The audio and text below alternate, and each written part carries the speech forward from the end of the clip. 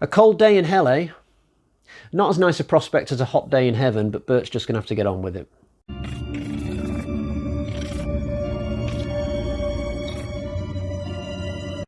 Hi guys, so last night I watched Tremors 6 and storyline wise it's very similar to number 5. Some random guy turns up in perfection to see Bert and persuades him to go and hunt some new graboids that have sprung up somewhere. The only difference this time is that we are going to Canada instead of South Africa. So this promises to be the cold Tremors movie, the Tremors movie set in the snow. And in the prologue, we actually do get snow. We get the usual scene where some sacrificial lambs end up going down into the belly of a graboid just to show us, the viewer, that yes, they're back. But then Bert travels to Canada and all the snow vanishes. It's kind of weird. In the distance you can see like snowy mountains, but I don't know if those are digital effect shots or not. So I'm thinking one of two things happened here. Number one, they couldn't actually afford to shoot this actually in Canada, or most of it in Canada. Or number two, they could afford to do it in Canada, but once they set up their little film set, they just couldn't get the required snowfall, maybe. This whole movie pretty much takes place in a scientific encampment. There's like porta cabins and makeshift buildings, that kind of thing, but there's not really any snow. And when Bert turns up in a helicopter, him and his new companions, they all start remarking just how warm it is. And, oh, God, the heat around here. And it's like, hang on, this is meant to be Canada with, like, distant snowfall. What's going on? You quickly get an explanation that apparently in Canada, due to some atmospheric phenomenon, you can get heat just after snowfall. But it's kind of weird that you would throw that in there, even if it might be true in real life. You know, just have this be a cold Tremors film, have people kind of going brrr and, you know, make it feel freezing like The Thing. Let's properly do this. But no, we also get a really long explanation as to how it is that graboids have now sprung up in a cold country, but I don't think that was required either. I mean, this species has flying ass blasters, so theoretically they could carry eggs to all the corners of the globe and drop them. We don't need anything more complicated than that. We also get Travis coming back in this one, Bert's son, played by Jamie Kennedy. This would be the second time that he would be in one of these things. So he accompanies Bert to Canada to sort of be his wingman again. We also get a new character called Valerie, who is Val and Rhonda's daughter. Yeah, they went there. Now, when this girl's introduced, she's clearly a graboid expert. She knows her stuff. She's like an encyclopedia of knowledge about the species. She really throws Bert for a loop with all the stuff she comes out with. And within 5 minutes, actually, this character is more impressive than any of the side characters who were in Tremors 5. But then it's discovered that she is Val and Rhonda's daughter. And I was left thinking to myself, was that really necessary? I mean, okay, if Kevin Bacon and Finn Carter themselves turn up at the end of this film in a kind of cameo, then yes, it would be worth having the daughter in this film. But they're not going to turn up, so what's really the point in throwing that in there? You know, it's not like the Bert character was even that friendly with Val way back in the first film. They didn't even like each other for long periods of that. And you can tell with Michael Gross's acting that he doesn't quite know what to do with it when Valerie's talking to him about Val.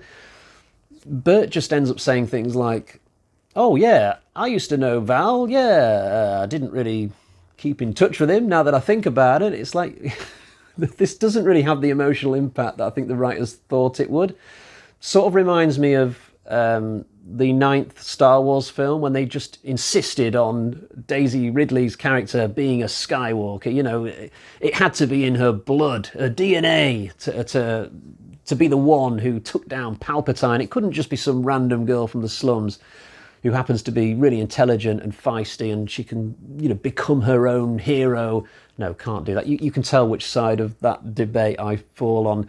And it's the same with the character in this film. You know, it can't apparently just be some random girl from poverty somewhere in America who, through her own intelligence, rises up and ends up at an Arctic research station in helping Bert fight graboids. You know, this character can only be somebody who is the offshoot of Val and Rhonda.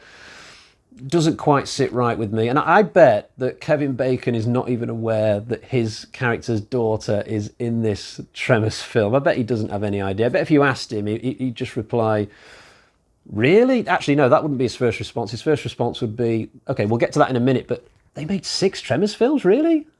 Wow.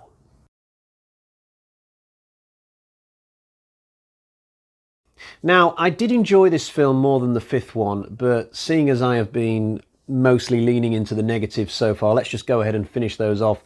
I've got 2 more, really. The first one requires us to sort of backtrack for a minute, back to when Bert is still in perfection at the start of this. He's running Walter Chang's store for some reason, but the town itself of perfection feels completely dead. It's really off-putting. Clearly they couldn't afford to have any extras or some of the older characters be in the various shots. You know, it would have been nice to see sort of Mindy, Melvin just pop in and out of the store to say hello, at least make the place feel alive. But as it is, literally, it feels like there's only Bert in perfection now. So given the limitations of what they could afford to shoot, why not just go the whole hog and actually make it so that Bert is the only person in this town now? There could have been a little storyline, a little subplot where literally everybody in perfection has now gone and moved on, you know, but Bert can't let go because of his history in the place, the fact that his great-granddad, you know, used to live there and he used to run the mine, etc., etc. And maybe Bert now runs the store, even though he knows nobody is ever going to come in. It would have spoken to Bert's manias, sort of, and maybe the arc in this film could have then been Bert's needing to let go of perfection, and by the end of the film he could finally have done it and gone off to be with Travis somewhere else. He's letting go finally, just as Val, Earl and Heather have done beforehand. And then in a future film it could be set up to have perfection reborn somehow, and then you've got the potential for another really emotional story for people who have followed the franchise up to that point. But no, we don't go there. I've really gone off on a tangent with that. But it is kind of odd how Bert is like the sole person in perfection, seemingly. The other negative I'll say, and I'm going back to the action in Canada now, you never quite get a sense of the hopelessness and desperation in this film that you got in certainly the first 2 Tremors films. You know, there were quite a lot of moments in those films where the characters were just kind of stuck with nothing to do. They were looking around at each other like, what the hell do we do now? We're out of options. We're encircled. We're hemmed in. There's nothing we can use to get out of this mess. And you, the viewer, are kind of sat there trying to think of things on their behalf briefly while you get a moment to think.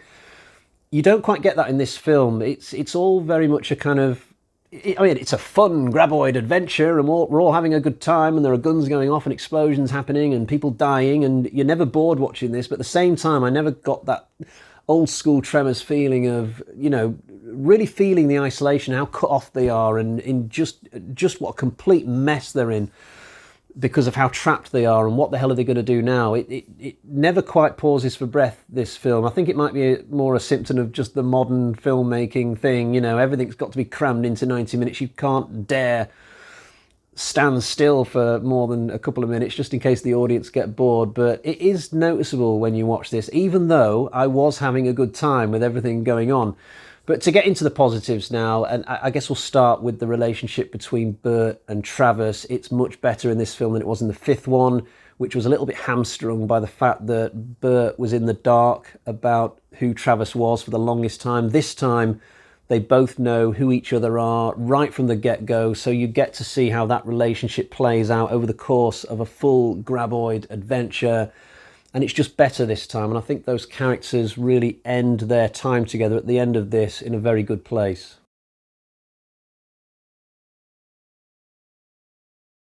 There's also slightly more practical effects in this than certainly the previous film. It's like somebody at Universal ran the tape of the fifth film and said to everyone in the boardroom, come on guys, we've got to do better than this. Now, most of this newer film is still CGI, but, well, 2 things here. Firstly, the CGI in this film for me is of a higher quality than in the fifth film. There's just less cracks in the seams, somehow less things that are noticeably ropey.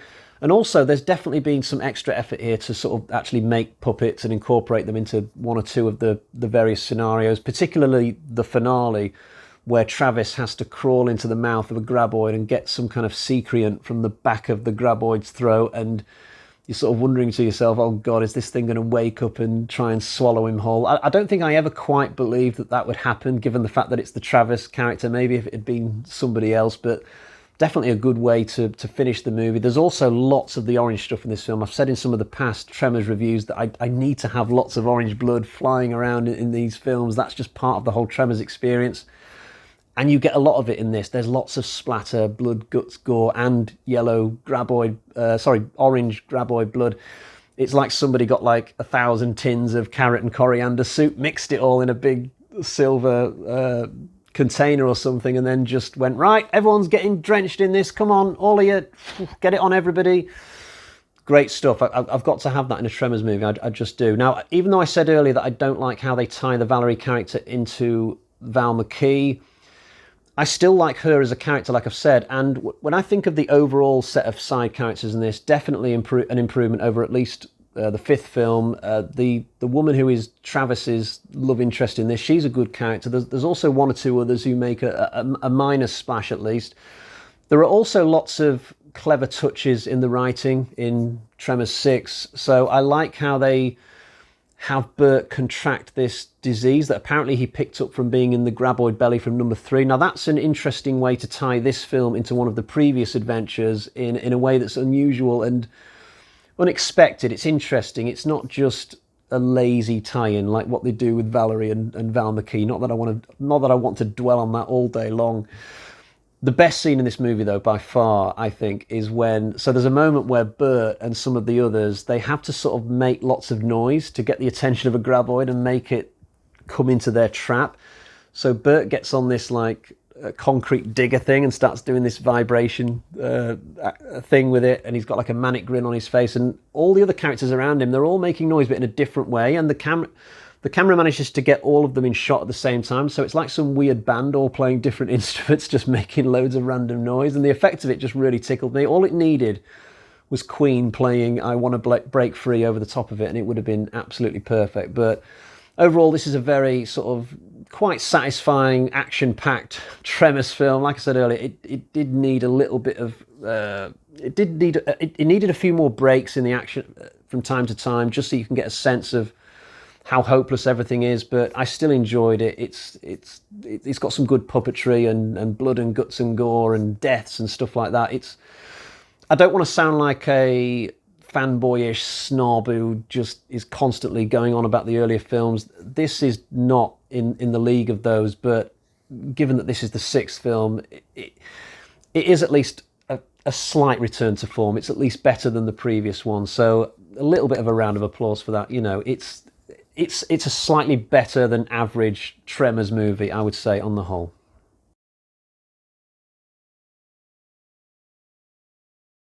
Time to show you the version of the film that I've got. Here is my Blu-ray copy of Tremors, A Cold Day in Hell. Now, I almost feel like I should take a point off the score today for the fact that this is the first film in the franchise to ditch the number. I don't like that. Although on Wikipedia, it does say that the film is also known as Tremors 6, A Cold Day in Hell. We had this with Halloween 6. I'm sure when that film first came out, it did have the number 6, and then later on, the number just disappeared somehow. It's like they weren't sure whether they wanted the number 6 in there or not, and they've done the same thing here with Tremors 6, seemingly. Again, depending on which part of the world you're in, you might get a 6 or you might not. There are some features on this disc, not many, and not of any great substance, but they have made some effort, which you don't always get for vanilla releases like this. So we've got something called Anatomy of a Scene. I don't know what that involves.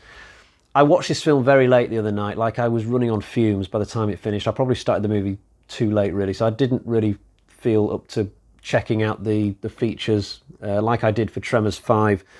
There's another one called Inside Chang's Mark. I can guess what that involves. It's probably very brief. And there's also The Making of Tremors, A Cold Day in Hell. Now, this sounds like a documentary, but if it's the same as the one on Tremors 5, it'll just be like an 8-minute featurette or something. It's not going to go too in-depth, but at least there are a few things on the disc for you to explore. I've got to mention something I didn't mention in the main body of the review, but combat suit here, which has got a very Arctic sort of look to it. It's all white. I don't know if you can make it out. If not, just go on Google and have a look at it on there. I'm not the sort of person who collects action figures of movie characters. If I was, I'd love to have one of Bert in his Arctic combat suit from Tremors 6. I think that would be pretty cool. It's got to be one of my favourite Bert looks from the entire series. Right, let's get to the bag of terror and find out how we're going to score this film. So we've got 1, 2, 3 bloody axes out of 5. That is half an axe up from Tremors 5. So we're going in the right direction again, albeit we're not hitting the heights of the earlier ones. I will be back soon to finish this franchise off by reviewing the 7th and final film, Tremors Shrieker Island, I believe it's called. Can this series go out on a high? Spoiler alert, it can't.